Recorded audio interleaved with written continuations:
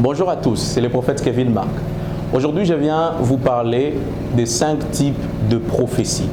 Il existe 5 types de prophéties. Le premier type de prophétie, c'est ce que j'ai appelé la prophétie préventive. C'est quoi la prophétie préventive? La prophétie préventive, je l'appelle aussi la prophétie par défaut. C'est une prophétie qui est là pour nous aider à espionner notre destinée. C'est la voie légale d'expression de Dieu. La Bible est en train de dire dans Matthieu 1, le verset 22, la Bible dit « Tout cela arriva pour que s'accomplisse ce que l'Éternel avait annoncé par ses serviteurs les prophètes. » Donc, c'est-à-dire la prophétie préventive nous permet justement de comprendre les desseins de Dieu et les projets de Dieu sur notre vie. Le deuxième type de prophétie, c'est ce que j'appelle la prophétie conditionnelle. La prophétie conditionnelle.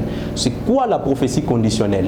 La prophétie conditionnelle, c'est une prophétie qui vient seulement avec une condition. Elle s'applique seulement si quelques conditions sont respectées.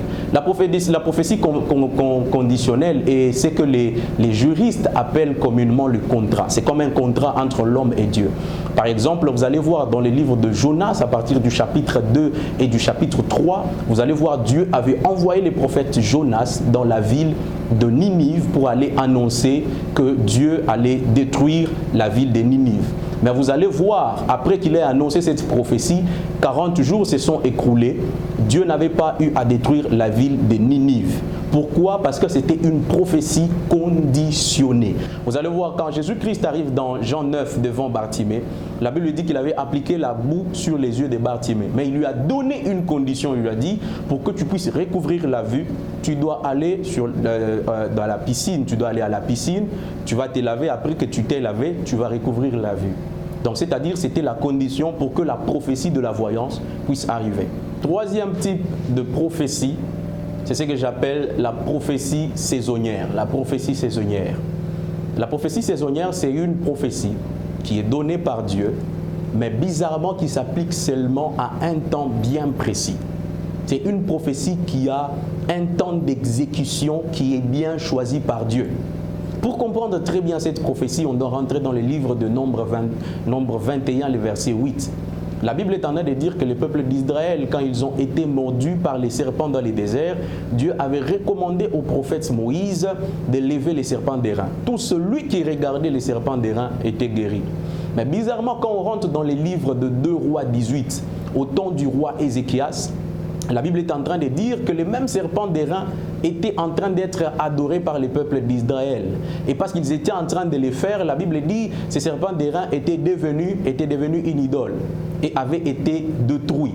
Pourquoi? Parce que la prophétie et la révélation du serpent d'airain est dans les types de prophéties qu'on appelle la prophétie saisonnière. Il y a des prophéties que vous allez recevoir dans vos vies, il y a des prophéties que vous allez recevoir qui sont applicables seulement pour une saison, seulement pour un temps bien précis. Le quatrième type de prophétie, je l'ai appelé la prophétie des postériorités. C'est quoi la prophétie des postériorités? La prophétie des postériorités, c'est une prophétie qui semble être fausse. D'ailleurs, j'ai appelé ça aussi la fameuse fausse prophétie. C'est une prophétie qui s'accomplit après plusieurs temps, après plusieurs saisons. J'appelle ça aussi la prophétie millénaire, parce que souvent ce sont des prophéties qui s'accomplissent après plus de 5 générations, après plusieurs décennies. C'est pour cela que vous allez voir dans les livres de Nombre, Dieu avait promis à Moïse et au peuple d'Israël, il dit, je vous susciterai un prophète comme Moïse, écoutez-le. Cette prophétie a pris plus de 13 siècles pour s'accomplir, parce que cette prophétie parlait du Messie. Okay, écoutez, vous devez comprendre une chose avec la prophétie. Toute prophétie qui vous a été donnée, pas parce qu'elle n'est pas arrivée, cela signifie qu'elle est fausse, non.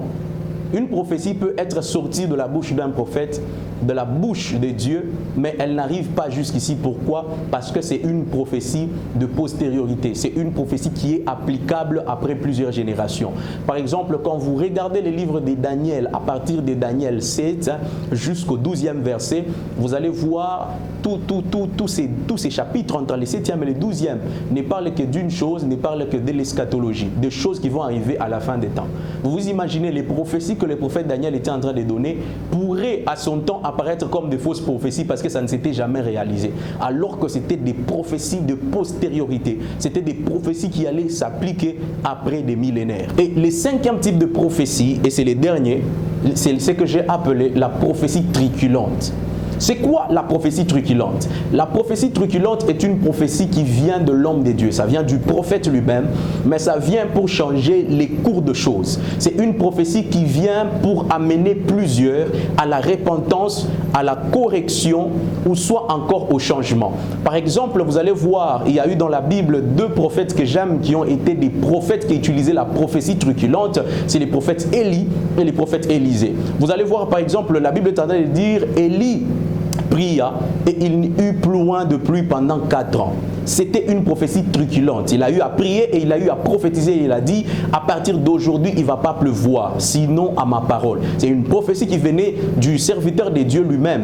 Mais c'était venu pour les changements, c'était venu pour changer les cours de choses. C'était venu pour changer l'ordre de choses réparties. Par exemple, une autre prophétie truculente qu'on trouve dans la Bible, c'est avec les prophètes Élisée. Quand vous regardez les prophètes Élisée, la Bible dit un jour, les prophètes Élisée étaient en train de passer, il y avait plus de 40 enfants, ils étaient en train de chanter, ils étaient en train de se moquer de sa chauve. La Bible dit que le prophète Élisée avait déclaré, il avait prophétisé, il avait dit qu'un ours puisse sortir et qu'il puisse dévorer ses enfants.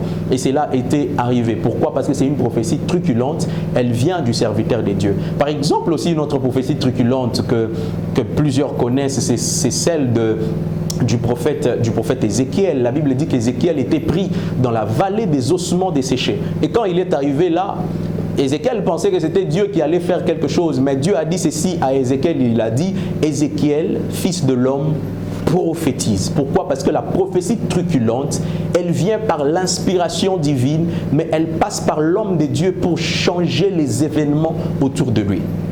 Que le Seigneur vous bénisse. Je crois que vous avez été bénis par cette vidéo, mais vous devez savoir une chose, tout ce qui a été dit dans cette vidéo n'est pas la finalité.